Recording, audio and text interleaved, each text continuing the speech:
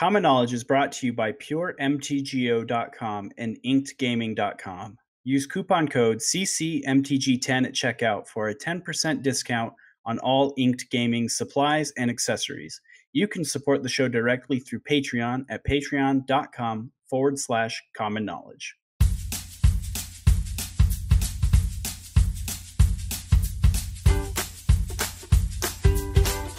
This is the Common Knowledge Podcast. It's not about the cost, it's about the knowledge. Here are your hosts, Brandon Clark and Lobbert.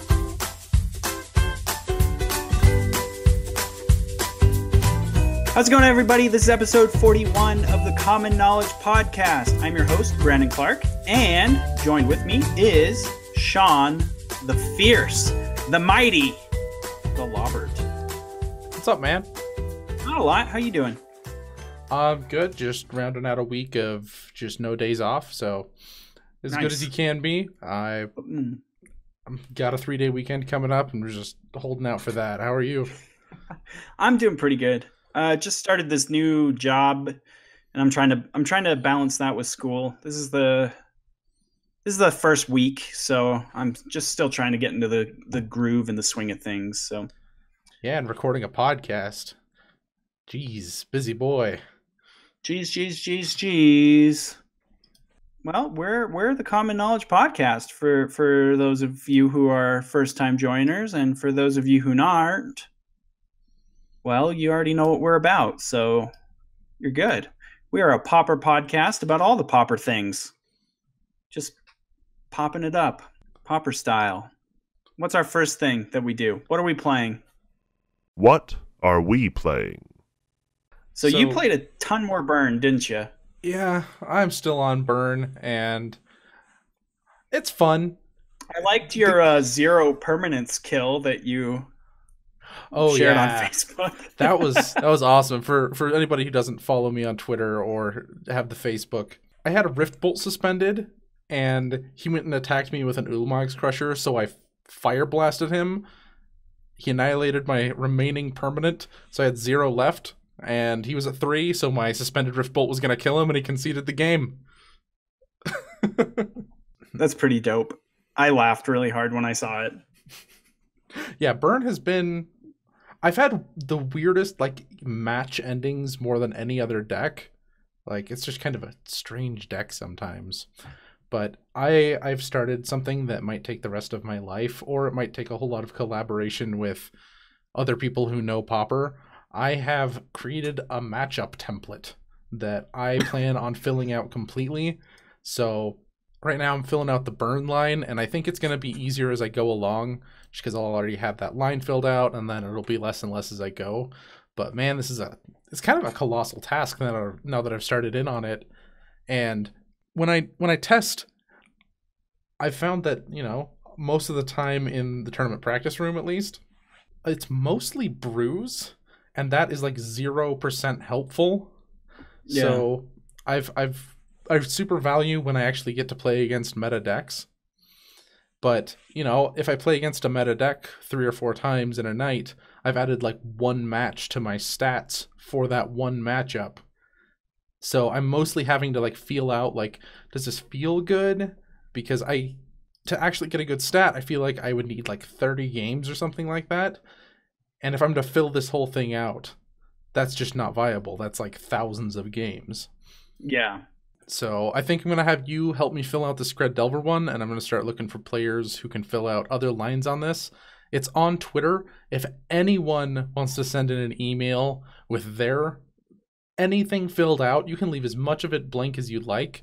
But if you feel with authority you can say that a matchup is good or bad, I need that information. Yeah, I can certainly try and help you out as best I can with Scred Delver. Even filling out a couple of those squares is super helpful. Anyway, what did you play this week, Brandon? So this week, I actually kind of just wanted to play something fun, something that I like. So I played, what's the name of that deck? Inside Out. I played Inside Out combo at the Oasis Games weekly Pauper tournament. I didn't know you had that built-in paper. I do. And it's fun. And I played against Burn twice and lost to Burn twice. And I beat Scred Delver. Do you feel like you should win against Burn, though? I don't think I should. No. Really? I think that Burn is like slightly faster than I am. Oh, it's just a speed thing then, because yeah, I felt like I couldn't interact, and whenever we played, they just had it, and there's just nothing you can do when they have it. Sure. Yeah, I don't know. Like, yeah, I mean, I don't know. I lost one game just because, I don't know, I just couldn't beat a Fire Blast, and so, like, I kind of just went for it. Like, I was at, like, I think it was like turn 3, and I just had to go for it. I was on the draw, and they had, like, I was just like pretty sure that, okay, I'm dead if I let them take another turn. So I went for it. I had one blue up to discard a Circular Knowledge for counterspell. They had one red mana up, so I went for it. They tried to lightning bolt my creature. I Circular Logicked. They fire blasted my guy in response. Yeah, I guess that happens, but not when I've played against that deck. I just got ran over. So I guess we have to do more testing. I guess so. I mean, I don't know. Maybe it's close. I don't know. The games I played against it, I just got smushed. Like, I just felt like I was under so much pressure, and I really like the Inside Out deck, but it has some pretty big flaws, one of which being its consistency. Like, sometimes you just like draw 30 cards and don't draw a Inside Out or a Tireless Tribe. Yeah, I have seen those, but like their sideboard playing against Burn is really good because they have access to all those Hydroblasts and stuff and like Dispels. So like that's what I was feeling too, is that they had a bunch of answers and it's hard to interact with their combo with Burn. I just found that I was under way too much pressure against Burn, and like it forced me to have to try and go off on like turn 3, whereas typically the deck wants to go off on like turn 4. Those are some fast Burn hands. That's how it always is, man. I don't know, like what Burn deck are you playing? I'm always dead on turn 4. The one that draws 7 lands, apparently. I don't know, man. Every time I play against Burn, it's like, I don't know. I'm always just like dead on turn 4. Huh. I'm starting to feel like I have a handle on the deck. Rift Bolt. Turn 2, Rift Bolt you, Lightning Bolt you, attack you with Gitu Lava Runner. Like, next turn, play another Gitu Lava Runner, double bolt you, Fire Blast, you're dead. Oh man, that's nuts, because like I was saying, I feel like I have a pretty good handle on the deck. Like, I'm starting to get there. I have, I think, 50 games logged with it now. I'm recording all of my matches, and there are a lot of games I'm getting flooded. Like, I'm having lots of mana issues, I feel like. That's, probably going to be the case with any deck, but that's the only games I lose is when I'm having some kind of yeah, otherwise you just win. Yeah, you draw like more than 3 or 4 mountains. Yeah. Oh, a lot of the time it's more than 5. Anyway, did you say we had an email? Yeah, we do. We have an email. Let's read that. Email. So let's I'm just going to read this email though, and then we can explain it. So this email came to us from Echelon Mockingbird. That's kind of a cool name. So I'd love to hear more about the 5-card blind, but you didn't explain what it is on the show, and my browser says Patreon is a security threat. So I have no way of figuring out what you are doing. 5 cards sounds like a format I can really afford. I'm so poor. My best deck is heavily played Pauper, Gruul Jank, and Boggles with no Boggles. What the heck is 5-card blind? I saw an article about it on MTC Salvation, but I couldn't read it for the same reason. I couldn't go to Patreon. Damned Demir Phyrexians accidentally can has all to interwebs. Okay, so I'm going to re-explain what 5-card blind is because we haven't explained it in quite a while. So Yeah, we first haven't. off, I'm going to explain that it's our Patreon goal. If we hit $50, we're going to be holding a free tournament. So that's super affordable. And you don't have to buy any of the cards. So if you wanted to do this in paper, you could. But like it's mostly... It's entirely an online thing that you don't own any of the cards. You just submit a list of 5 cards and we play the decks against each other. Yeah. So what you do... Also, important to note before we get too far is the tournament itself is open. You don't have to be a patron to be able to enter the event. But we're going to hold the event when our Patreon hits its first stretch goal of $50. Yeah, and it's going to have prizes of MTGO, I think it's TCG player gift codes that are just worth money. So we're going to be you can giving buy away yourself a whole deck if you win. Yep, we're going to be giving away store credit. We haven't determined what those like levels will be, like what first, second, third, fourth will be, or how deep we're actually going to go with it all. But yeah, that is coming once we kind of get closer to everything. We'll work out the logistics and let everyone know what's going on. Yeah, and it's just going to be basically how much credit we have built up, I think, is going to really determine that. So the first things first, you submit a 5-card deck by email to us, and there will be some kind of validation you have to do so that you can't submit multiple ones. But it's a 5-card deck. It has to include lands, so you're not like cheating any mana. You actually have to build this 5-card deck so that it'll function with just those 5 cards. And so I guess maybe a little more clarification on it. When it happens, you don't need to own the cards. You just create your list, email it to us, and we'll let you know again when we announce when we're going to be accepting them. We'll show you like what to title your email as, so it's easy for us to find, etc. But yeah, just send us your 5 cards, your 5-card deck list. And me and Sean, this might be ambitious and we might not be able to pull it off wholly, but it's what we want to try and do. And so we're going to do our darndest. But Sean and I are going to try to actually play the games out in paper with the physical paper cards and record it. And then we can put that up on the YouTube page or something, and then everyone can watch the matches. And I don't know, we're going to maybe release we'll do 1 bracket a week, and carry it on until we hit the finals.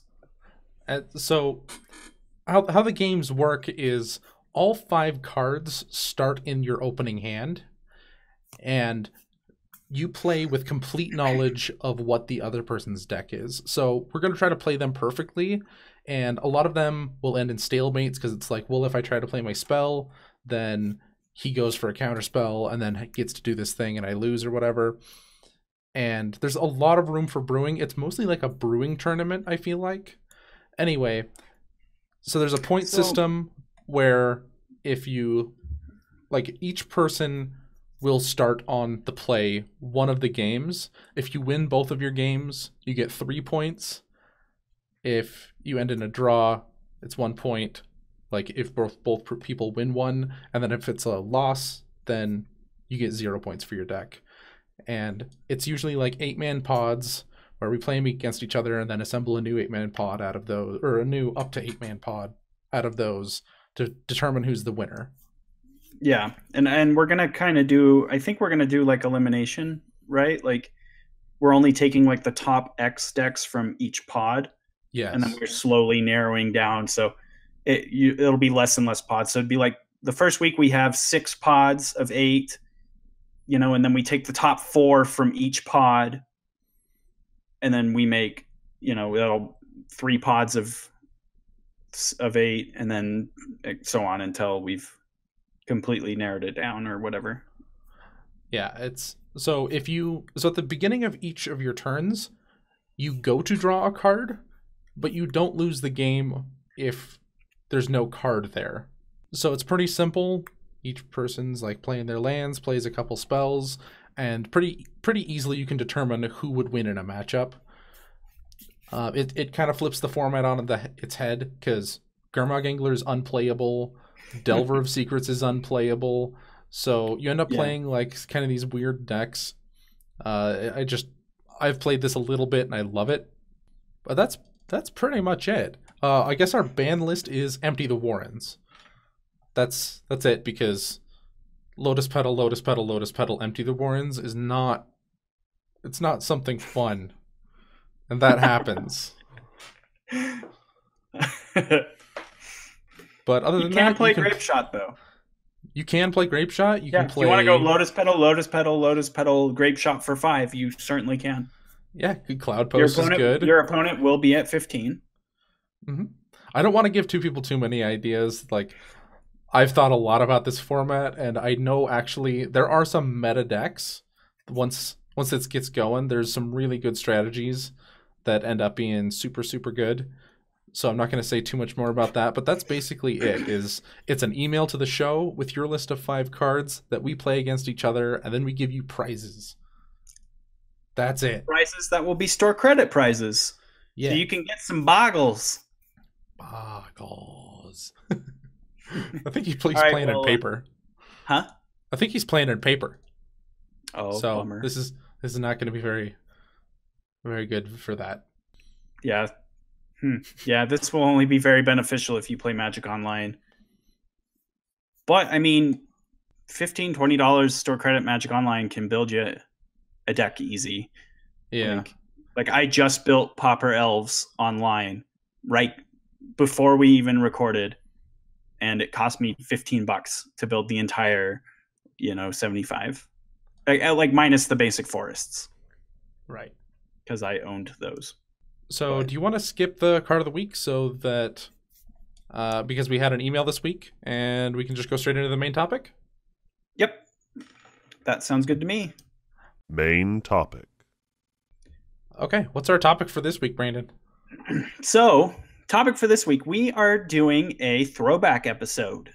This will be like our brewing episodes where we talk about brewing mechanics, whatever. This is our throwback episode where we take one deck from Pauper's history, and we're just going to kind of talk about that deck. We're going to go over, what made the deck tick, why that deck was good in the era or the format that it was good in, how the format has evolved to maybe push it out, or if the deck is still good, things that we can learn from the deck, etc., stuff like that. So, for our first ever Pauper throwback episode, we are going to be talking about Rug Tron.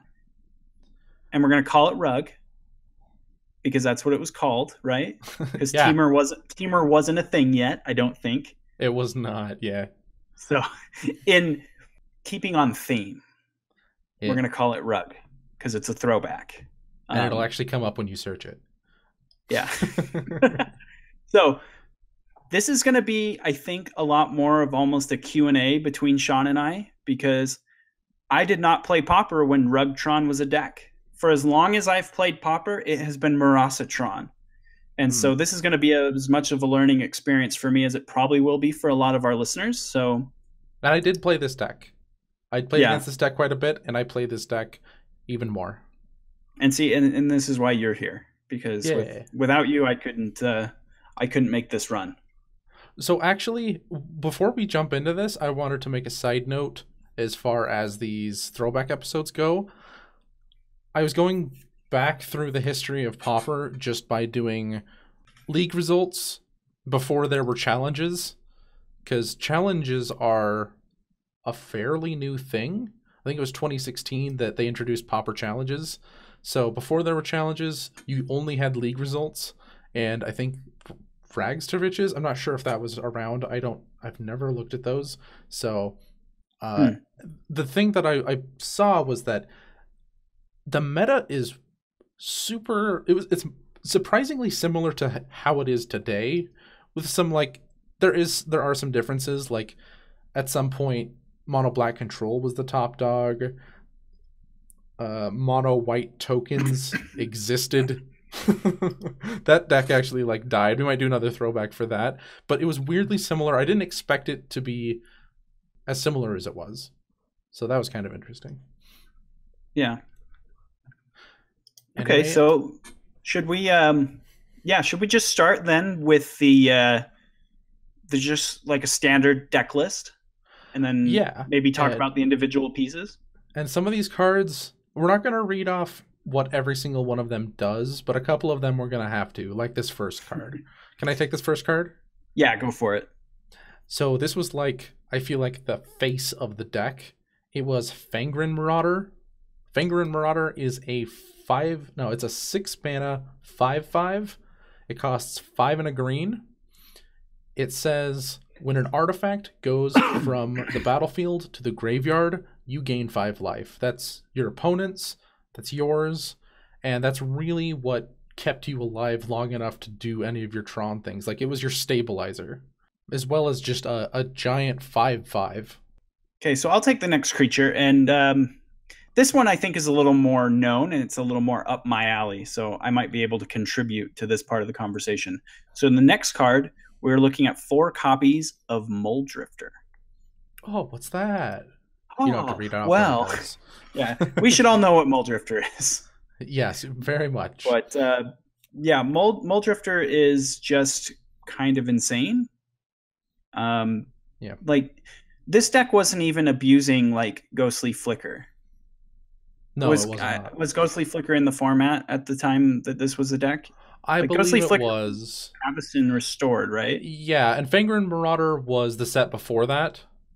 Yeah, so it would have been. I guess I just couldn't remember if Ghostly Flicker was a common in Avacyn or if it came in a reprint, like a master set. It was originally printed at common, so as soon as that card was printed, it was, but there wasn't that much. Yeah, it was around, but this deck wasn't relying on it, so it was just kind of wholly relying on just the power of Mulldrifter on its own. And one of the decks that was one of the top decks that Affinity used to be number 1 in a lot of places. Like, that was the deck to beat most of the time, I want to say, in old, like, it was between like Blue Delver and that. Like, there's always been a lot of Blue Delver, especially with like Cloud of Fairies and stuff like that. But yeah, there was so much Affinity running around that Fangren Marauder really, really helps against that. Like, if they're trying to do their fling combo and every time they sack an artifact you gain 5 life, it's kind of defeating the purpose, right? Right. But are we ready to move on to Seagate Oracle? Yeah. So it also Seagate Oracle, that's an oldie but a goodie. Yeah, it was mostly played in this deck. You saw a lot of Seagate Oracles. It helped you find your Tron. You don't see a whole lot of that guy anymore, but I remember playing it in Blue-Black Teachings before Augur of Bolas got printed. Yeah. I don't know. I sometimes still like to play it over Augur of Bolas in Blue-Black Teachings. Now we're just on Elvish Rejuvenator. If you're going to play a 3-drop, that's just what you play. Yeah. That card's really good in Tron. I shouldn't say probably. That card is very good. So far you're beating down with flying 2/2s and your Fangren Marauders when they can stick around. After Seagate Oracle, we've got a single copy of Ulamog's Crusher. And this is where deck lists kind of vary. It was 1 to 2 copies of Ulamog's Crusher, really. And you really only needed 1 because you can recur them in this deck. But Ulamog's Crusher used to stick around a lot more. If they're not playing some kind of Chainer's Edict effect, like Ulamog's Crusher, man. Yeah, just I'm gonna play this, and you can play it as early as turn 4, right? Yes. Like, the deck can't play it any earlier than that, I don't think. But the only way it can is in a little bit. There did play Prismatic Lens, which is the 2-mana artifact that can tap for a mana, or it can filter a mana. So on turn 2, if you played Prismatic Lens, and then turn 3, you played your last Tron piece for natural Tron, you could play a turn 3 Ulamog's Crusher, but I mean, that hand's close to unkeepable. I don't know. Maybe the Prismatic Lens lets you have other plays, but like that's a tough hand to draw, and the amount of times you're going to keep that, I don't know. I guess that's pretty good. So maybe Yeah, maybe I I'm don't know. saying Like a stupid things. Ulamog's Crusher is probably really, really good. Yeah, if your opponent's not playing any kind of edict effects. Yeah, and I'm assuming that like Blue Black Alchemy decks were a lot more prevalent at that point, right? Like that, I feel like that deck was good when I first started playing Pauper. Like it was one of the top decks. Am I wrong? It was around, Okay. but So maybe just it's just been the same as it is now. it was like around, like if I had to put it, it would still probably be at the like 12-point slot if there were challenges. Okay. So it wasn't so prevalent that they would be super worried about edict effects. Yeah, plus you're playing Tron, so I feel like that matchup has always been pretty decent. Yeah, that's true. It was really mono black control that you were afraid of when you were doing that, because that was running around and being like, top 4 decks type of deal. Okay. Anyway, that's all 13 of the creatures, just Marauder, Moldrifter, Oracle, and Crusher. Bang. All right. Let's see. Next we have sorceries. So I think this one kind of goes without saying, but the first we have 4 copies of Ancient Stirrings. Mm-hmm. This card is just insane. So I don't know if you have ever listened to the Game podcast. That's Jerry Thompson's podcast. I have not.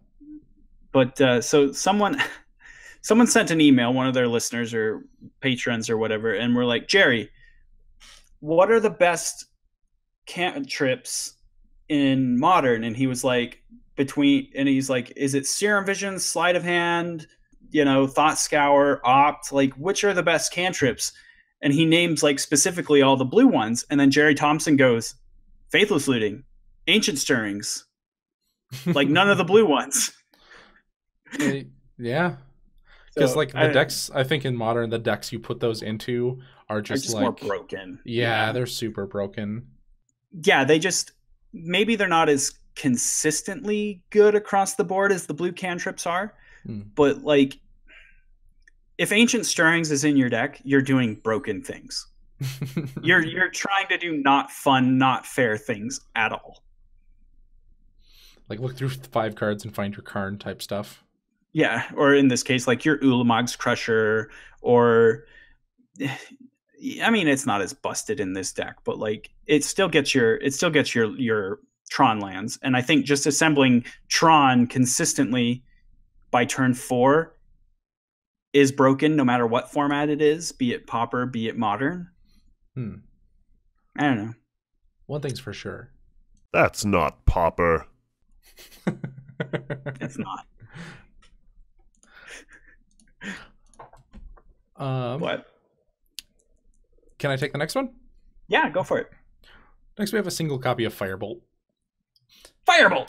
When I was looking through this, people went between having a lot of copies of Firebolt or having a lot of copies of Lightning Bolt.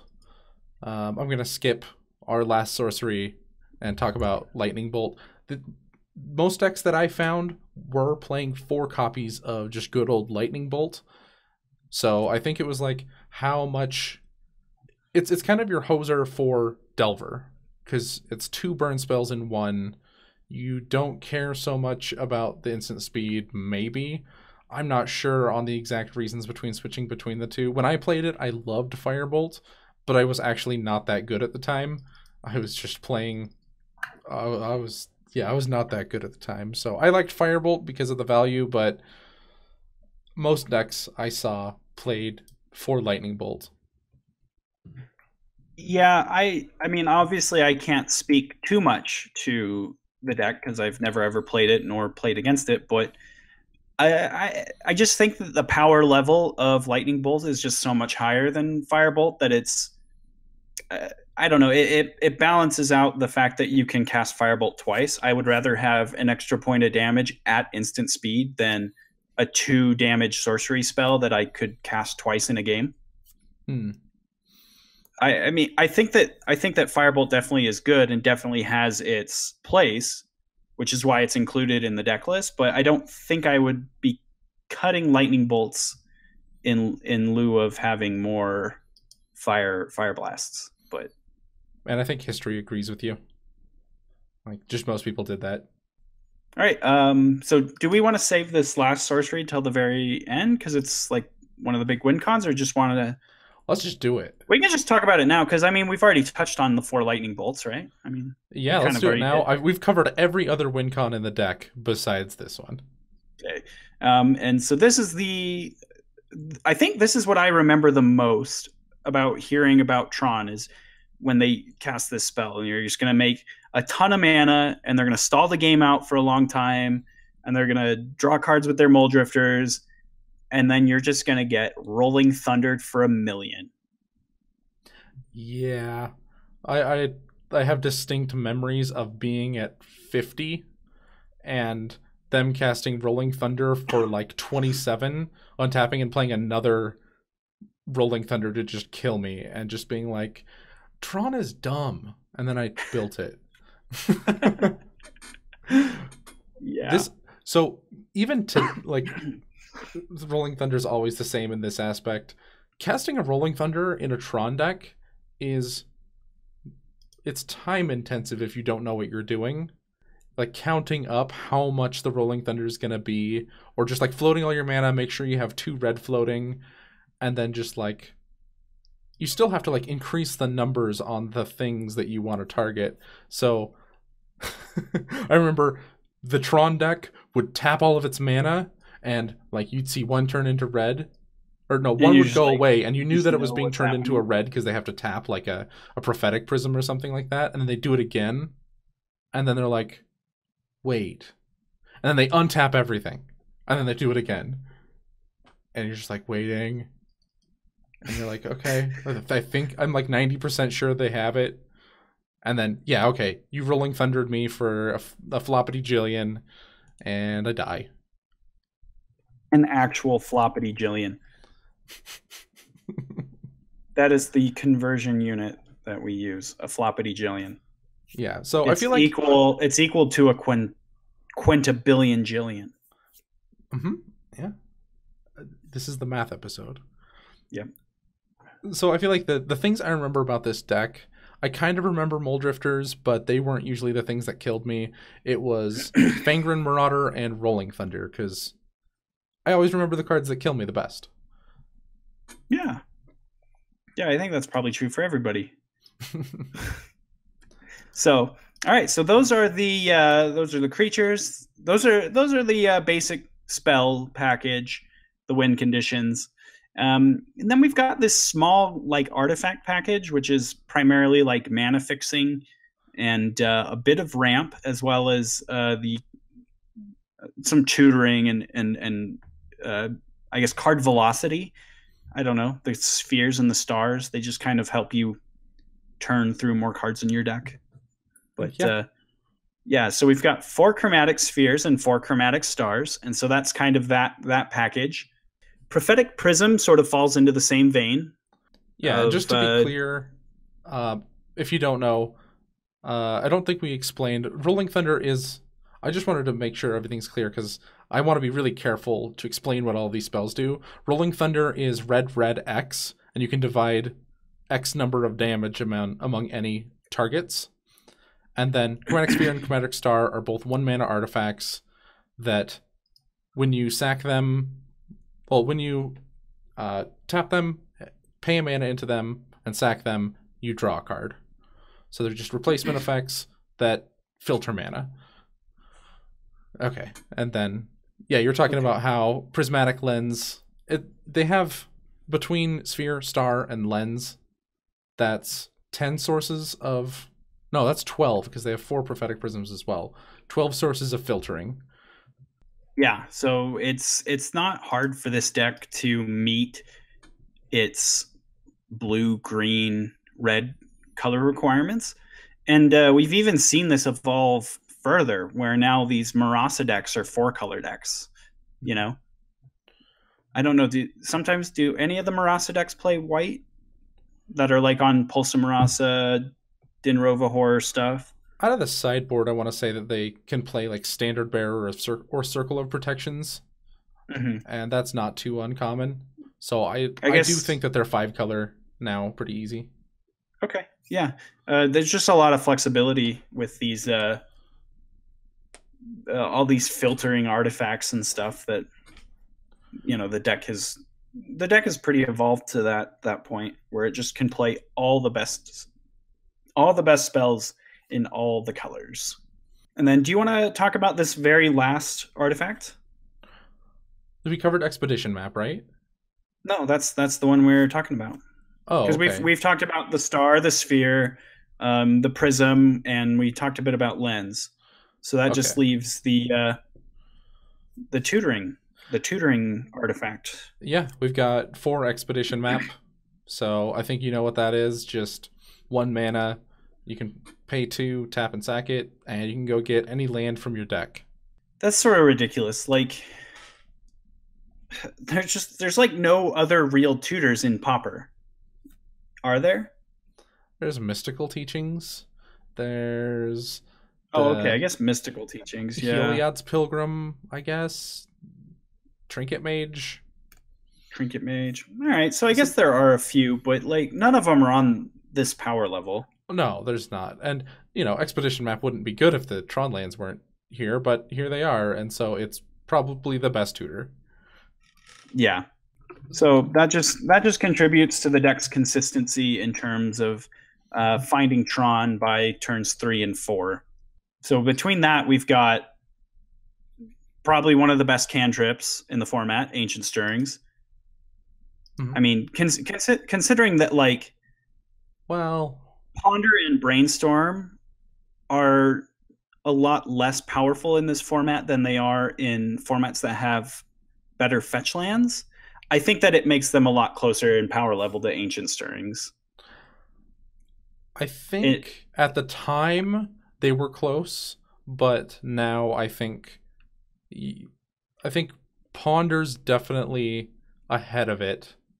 Preordain, I think, has always been ahead of it, and then Brainstorm, I think, is still behind it. You think Brainstorm is just worse than Ancient Stirrings in this format? Yes, I do. Okay. I can accept that. I believe that for sure. I do think that Ponder is definitely ahead, or not Ponder. Preordain is definitely ahead of Ancient Stirrings, but I think that like Ponder is probably close. Ahead, but I still think it's like relatively close. Like, okay, Ponder can really suffer without a good shuffle effect. There's a lot of circumstances where it's like, I really, really want this card, but I don't know if I can draw these next 2 cards. And you kind of get forced into this position where you're like, do I shuffle or do I get this card and then have bricks for the next 2 draws?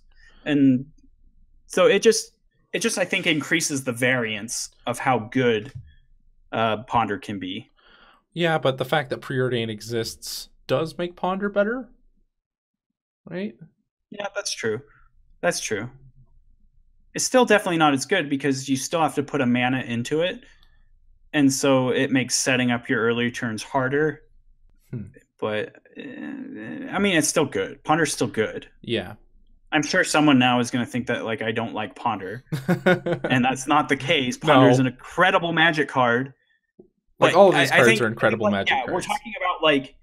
We're talking about 2 cards that are incredibly powerful. Like, Ancient Stirrings, people yell for that card to get banned in Modern. Right? So we're talking about 2 like really high power level cards here. Yes. So that cards that are high on power level that I think are slightly lowered by the restrictions of this format. Like if we're going to talk about Legacy, I don't think that there's a comparison between Ponder and Ancient Stirrings in Legacy. Yeah. But in Pauper, with different format, different context, I think that they're very, very comparable. So I want to talk about the artifact package again. Is that okay? Oh, sure. Yeah. Okay. So there's 18 artifacts here. 12 of them you can sack, and you want to sacrifice like all the time. That makes Fangren Marauder gain an insane amount of life. If you just have a bunch of mana and you have one of those turns where you just star into star into star, or you've been saving them for the whole game because you just didn't need them. You had spells to play, and you had your colors, and you have 3 stars or spheres out. Fangren Marauder gains you 20 life the turn it comes out. Like, that happens. That happened. Like, yeah, that's nutty. And so if they were ahead on life, you're now ahead on life. And if you need time to get into the late game where you thrive, that happens. If your opponent has artifacts and wants to do anything with them, things can get pretty awkward for them as well, because like I know Affinity either wants to sack their artifacts for whatever, ATOG. There was still a deck like Boros Monarch that was like Boros Kitty. It was it's like Boros tokens that played like Kuldotha Rebirth and things like that, and Ichor Wellspring. And they kind of started having these awkward plays that they didn't know what to do with, of like, I need my guys, but what's the point when he's just going to gain all this life? But they're forced to do it anyway. If they attack your Prophetic Prisms to cut you off of mana, or cut you off of colored mana, you could just be gaining a whole bunch of life and have time to draw into the next one. So I think that's another reason the Fangren Marauder was like one of the big faces of the deck. Not only could the deck that it's in, the artifacts were just an engine for Fangren Marauder, but so much of the format at the time also just was good for it. There were a lot of other decks trying to do the same thing, right? Yeah. Just play a bunch of artifacts. Like, artifacts were just prevalent. But I think that's all the spells, and I think the mana base is interesting enough that we can spend some time on that. Yeah, let's talk about it. So, the first thing that we've got is the basic 12 cards that will be in every single Tron mana base, and that is the Urza's Mine, the Urza's Power Plant, and the Urza's Tower. So, I think everyone should know what they do, but basically you get one of each into play, and they now tap for a total of 7 mana between the 3 lands. So each making 2 besides Tower, which makes 3. Yeah, so a Tron player walks into a coffee shop, orders a coffee, and they say that'll be $6. The Tron player hands them $3 and says, "Keep the change." Wah. I don't know if you guys saw that joke on Twitter, but it was going around for a while. I thought it was funny. I didn't. I saw it on Reddit. I saw it on Twitter. But so other than that, they have 2 Shimmering Grottos just as ways to filter for any of their mana, and it comes in untapped so that they're not hindered when they're trying to play early spheres, stars, maps, whatever artifacts. So none of their mana comes in untapped. Or none of their mana comes in tapped. It's all untapped. It's ready to go. I feel like that really helped the deck keep up when it was trying to do things in the early turns. Do you want to do the last one? Yeah. Which I think is the most interesting. And this is, we actually referred to it earlier when you talked about ways for recursion, and that is Haunted Fengraf. Sorry, give me a minute. I got to pull that up on Gatherer so I can make sure I get it right. While Brandon is pulling that up, I'm just going to make sure that we covered Shimmering Grotto. Shimmering Grotto comes in untapped. It makes a colorless mana. You can filter a mana into that to make any color.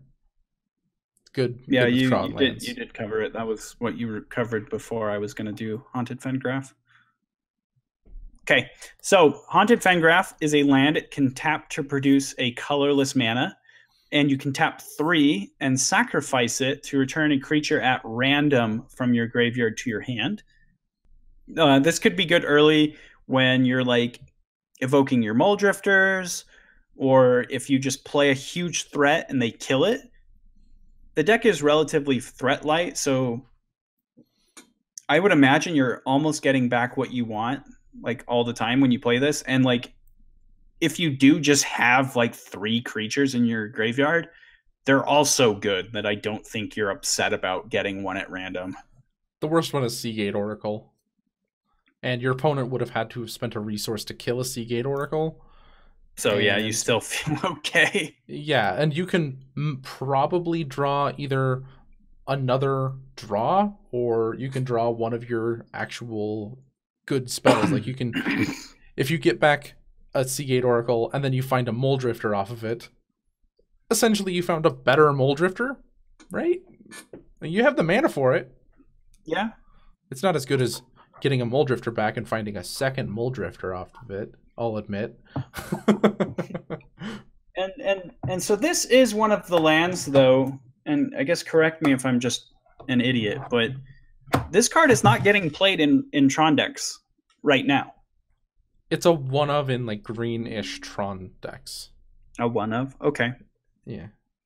So why is that? Is that just because the Tron decks have evolved to have such a strict color requirements that they just can't afford to put 4 colorless lands in their deck?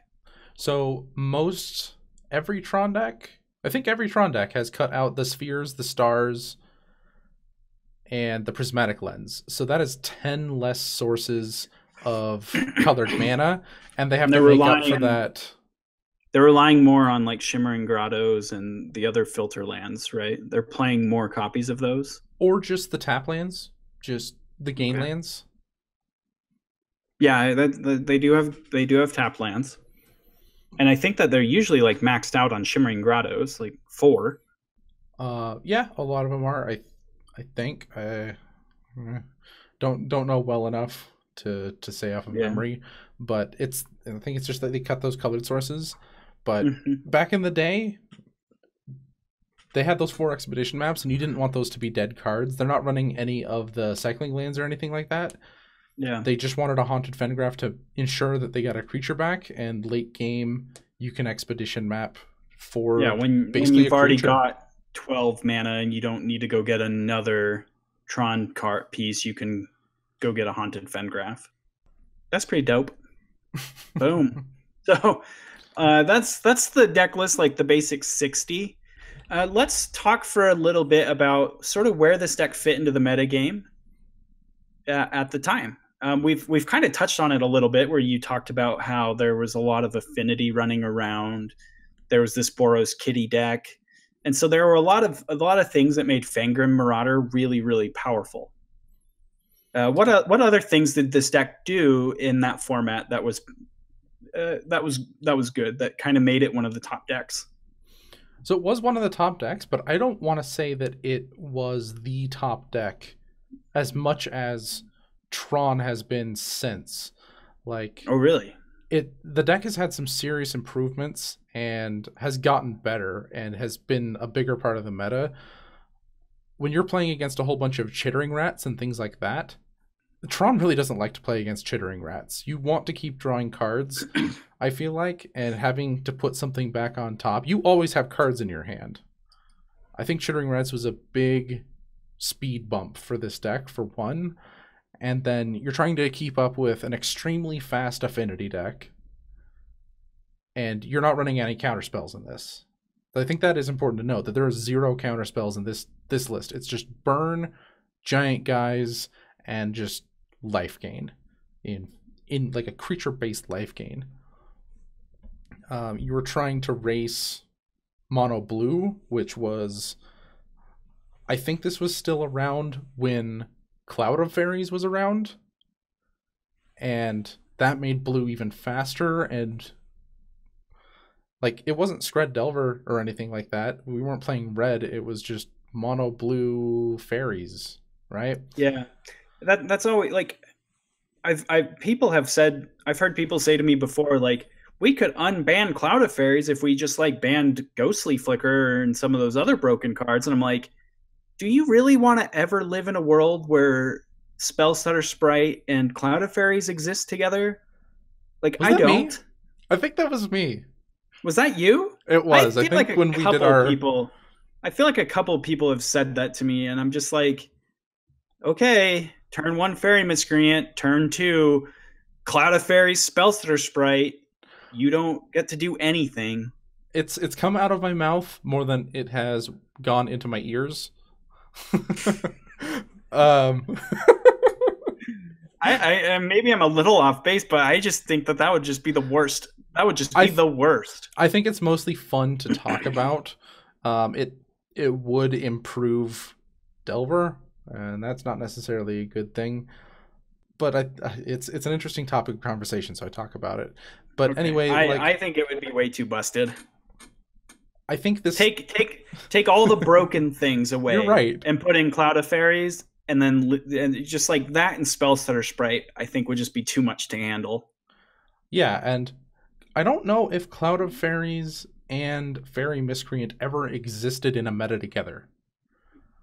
Oh. So yeah, like Fairy Miscreant, because Fairy Miscreant was printed in M15?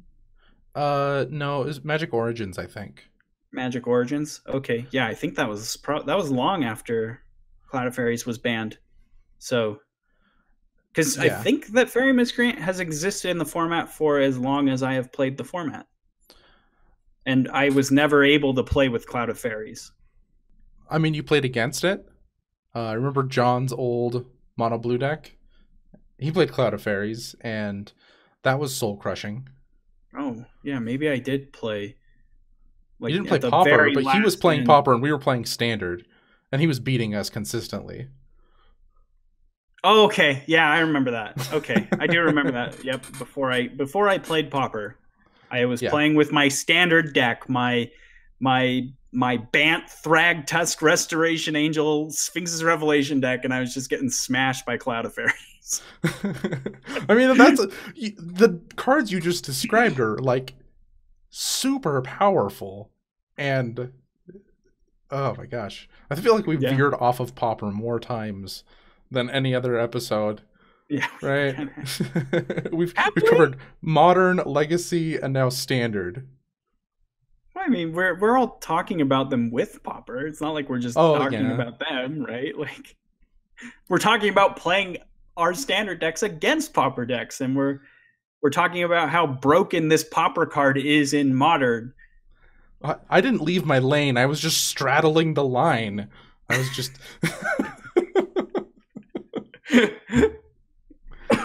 That is Pauper. But, I mean, with a deck like this, like, can Burn exist in a meta with Fangren Marauder? Like, I guess Pulse of Marasa does Fangren Marauder's job better than Fangren Marauder did, because it can come down earlier. Maybe? I mean, Pulse of Marasa, I think, against Burn is often looking for targets. Mm-hmm. But yeah, that's probably the big problem, is having a target early to cast it. I can't think of anything else for the meta. Okay, so let's now transition into the falling out. What is it about the format that kind of pushed this deck out? Was it the format itself? Was it the evolution of the rest of the decks? Or was it just the fact that people just found better, more powerful things to do with Tron lands? I think that they found better things to do. I think that the artifact package was a little bit too dirtily, and Seagate Oracle was a little bit slow. I just think a lot of the packages in this just aren't up to snuff anymore. You can't Ulamog's Crusher very well in our format right now. I don't think that that's something you really want to be doing, especially with like Boros Monarch being as good as it is right now. Like, they don't really care that much about an Ulamog's Crusher. Mm-hmm. And the Life Gainer and Fangren Marauder, I want to say, isn't as... Like, I just think that this deck was really built to fight Affinity in a lot of ways, and Affinity has fallen off. I think that's... So one of its big reasons for existing is no longer prevalent, and so this deck list just doesn't need to exist. Yeah, I think playing a deck with counter spells in it is, if you can support it, almost always better, isn't it? Probably. I don't know. I'm probably biased, so I don't want to say definitively that but because I like counter spells. Yeah, I think you should. They're incredibly strong. I think that's just one of the things of, like, they just switched to mystical teachings. The Ghostly Flicker package is infinite card advantage. And, of course, Pulse of Marasa. I think that's really when the deck transformed, is when Pulse of Marasa was printed, and you could do... You not only had your Ghostly Flicker combo, you had the Pulse of Marasa combo along with Mnemonic Wall. If the wall dies before you were just out your Mnemonic Wall, you had no way to get it back besides a Haunted Fengraf. And you're probably cutting the Haunted Fengraf for a different package since you're not running any of the Spheres or Stars. So I think Pulse of Marasa is the card that I want to point to. Like, this is what changed Tron. Okay. Yeah, I mean, I guess like the deck is called Marasa Tron at this point. That's what it got its new name, yeah. I know, like, it was called Dinrovatron for, like... And, I mean, people still call it Dinrovatron. People, I don't know, like, I think also they're technically different decks, Dinrovatron and Marasatron. I don't know. I always have just lumped them into the same thing. They should all be Marasatron because the difference is one copy of Dinrova Horror most of the time. So it's like the difference is, like, this one's 2 Dinrova Horrors and this one's 3 Dinrova Horrors. No, right? I mean, one is 0 Dinrova Horrors, one has 1 to 2. Oh, really? Okay. Because, like, Marasatron diverged from Teamertron as soon as that was made, and then when Dinrovatron was made, they just slid in Dinrova Horror into their existing list, and I think added a couple more black spells. I think they were already playing things like Mystical Teachings, so they had black in there, and they're just like... They just had black anyway, so they're like... This card is bonkers with Ghostly Flicker. And so they were just like, yeah, all right. Oh, man. Yeah, I don't like Dinrova Horror. That's because as soon as Dinrova Horror comes down, the game is, like, over, isn't it? Yeah, I hate everything about Tron. Wow. I don't know. I will say that, like, in any format, it doesn't matter what. If I see a Tron land, it's like, no, I don't like this. I don't like you. I don't like your deck. We'll play EDH, and Sean will play like a Tron piece, and I'm just like, well, this is stupid. And you're like, it's EDH. I gotta it's a 100-card deck. Yeah, I've got one of each in my 100-card deck, and I'm just like, no, it's turn 9, and you played your first Tron piece. I think we covered all the formats now. Thanks, Brandon. We haven't talked about Vintage yet. Yeah, let's not. Alrighty. So let's maybe just talk for a brief minute before we wrap up. What are some big takeaways from this deck? What are the things that this deck did well? We've kind of touched on that it sort of attacked its metagame. That might be a good lesson to keep in mind if these artifact decks, Affinity, or like Boros Kitty is pretty close to like Boros Monarch, and Boros Monarch still does a lot of the artifacts things. Like, is there ever a world, I don't know, where you can see Fengrim Marauder just being good again? I really don't. No? Boros Kitty no longer plays Kuldotha Rebirth, and that was the one card that Fengrim Marauder really busted. They've switched, like, I think the one card that they're now switching it out for is Thraben Inspector, but I feel like they have much more of a choice to pop that clue. Yeah, they're not like, it's not necessary. They don't like, oh, if I don't pop this clue, I'm going to lose. And if I pop this clue and they gain 5 life, I'm going to lose. That's not a thing as often. And this deck will just flat lose to other Tron decks. Like, this can't exist in a meta along with the other Tron deck. If you're tapping out with any of these spells and that other deck like condescends you or something like that, and then Dinrova Horrors your Tron piece and then starts flickering and you just flat can't interact at instant speed. One of the things that killed this Tron is probably new Tron, right? Yeah, I think that's a good point. Yeah, a lot of this deck does not operate at instant speed, and that is one thing that Neutron has going for it. There are only 4 cards that you can cast at instant speed in this deck, and they're Lightning Bolt. They don't kill Mnemonic Wall. Nope. Or Dinrova Horror. And your Rolling Thunder just looks silly. Like, condescend you for 1? 1 pay Gotcha. one. I'm gonna Got him. scry. Got him. All right, so we're pretty much on the page of this was an interesting deck in Pauper's history, but that is what it is, history. Oh yeah, it's.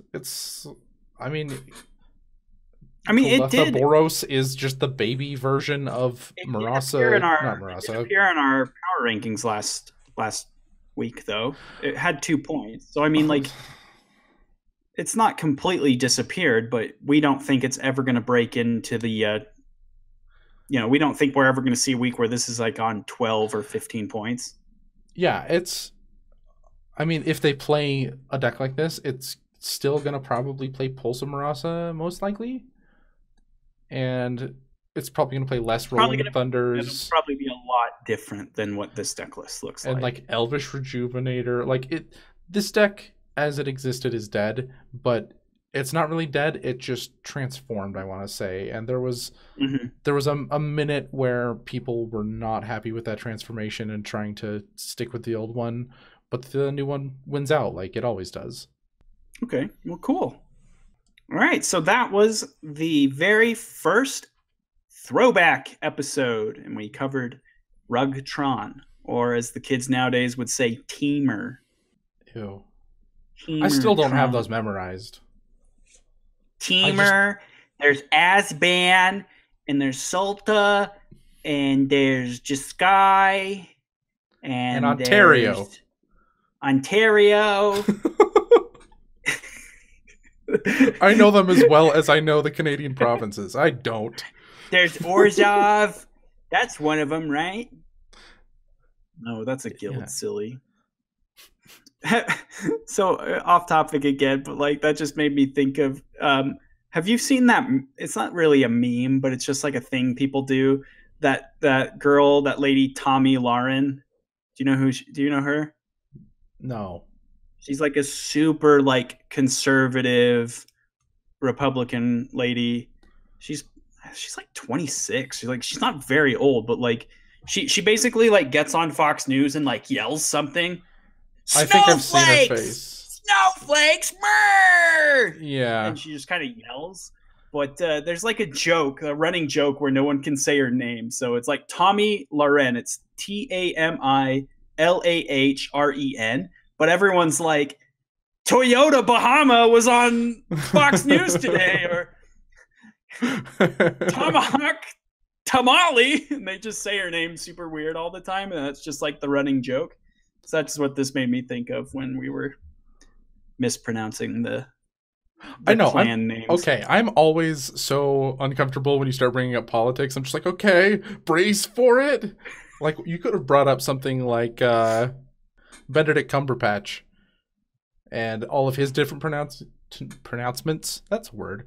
Pronunciations of his name, and that would have made me way more comfortable. I didn't know that people made fun of Benedict Cumberbatch's name. What? I just always have called him Benedict Cumberbatch. I don't know. I just think it's funny because her name is funny. Cabbage Patch. There's so many. There's a whole song. That's super. If you want to, dude, if you want to entertain yourself, I recommend this to every listener. Look up the song "My Girl's in Love with Benedict Cumberbatch," and you will be happy. Oh my gosh! All right, well, we're gonna wrap it up just because I want to go listen to this song. Okay. Oh boy. End times. Okay, well, thank you guys a whole heap for listening. A whole heap. This much. Yep, a heap load. Oh, we certainly appreciate your support. You guys are the best. Common Knowledge fans are the best ever in the whole world. Yeah. Go give us your money on Patreon. Patreon.com/common knowledge. You can You guys do are it. the best, but there could be more of you. Yeah. Just saying. You could be better. I'll like you better if you give me monies. Don't say that. Okay, I won't say that. I didn't say that, guys. I like you better no matter what. Just read the thing. So, Patreon, we've got the on the Patreon page, we've got the spreadsheet that shows our power rankings. Patrons will have access to the Common Coliseum. Did you already post the one we did from like last week or whatever, where I just rage quit? No, I've had 0 days off. Oh yeah, I guess you said that. That's coming though. Yeah, that's coming. That's nasty. I like misclicked on Magic Online. 3 times in a row. You did it. You misclicked like 3 times in a row, and you just like stormed off. It was great. I just like wasn't happy, and basically just like rage quit out of the game and ended the video. So that's what you guys have to look forward to if you want to see me. If you want to see me win. If you want to just see me just in just complete anguish over my absolute hatred for the Magic Online client, go be a patron. That's what you get to look forward to. Also, the stretch goal that we talked about earlier, $50. We're $35. We're 20, 15. We're $15 away from hitting the first stretch goal, where we will be able to do this awesome 5-card blind tournament. Also, do not forget to support the Constructed Criticism Network. Go watch their podcasts and everything, and like and subscribe to them on YouTube. That helps us out a ton. If you want to send us an email, you can do so at commonknowledgemtg@gmail.com. And lastly, but certainly not leastly, a big thank you and shout out to our sponsors, puremtgo.com. Go give them a check out for all the awesome articles and MTG related content that they have, or MTGO related content that they have, which I guess like isn't super different. Like, they have Commander articles and stuff that, like, you know, you're just gonna get a lot of good Magic content. And the site looks weird, but the content's still good. I'll admit the site looks weird. I guess I've never thought about it, but it looks like it was designed 10 years ago, which probably was, but it still has, like, I've been reading articles there trying to fill out my freaking matchup chart. Yeah, so Pure MTGO, check them out. And our last sponsor, inkgaming.com, big thank you to them. They've got all this awesome product, sleeves, playmats, binders, etc. And we have a fun little like coupon code. CCMTG10 is the code. If you use that at checkout, you get a 10% discount, and our network gets a kickback. So help us, and it helps you. You pay less money, and we get the support. So use that if you visit their site, and I suggest you do, because their playmats are really cool. Yeah. Okay. Well, that's the show, everybody. You know it. That part's not important. They don't want to find us. They don't want to find us on Twitter at CK Podcast MTG, or at bclark_CK, or on Facebook. We have the Common Knowledge Facebook page. No. They probably don't want to go to Twitter and look for Lobbert. Lobbert 8. They actually might want to do that. No. And to make it worse. Yeah, okay. It's LOBBERT8 on Twitter, and you can search for Lobbert on YouTube. And I will hopefully be posting more there soon. I've been feeling terrible about how long it takes me to post videos. So, well, you do lots of things. See you guys. All right, Don't get bye. flooded. Don't do it.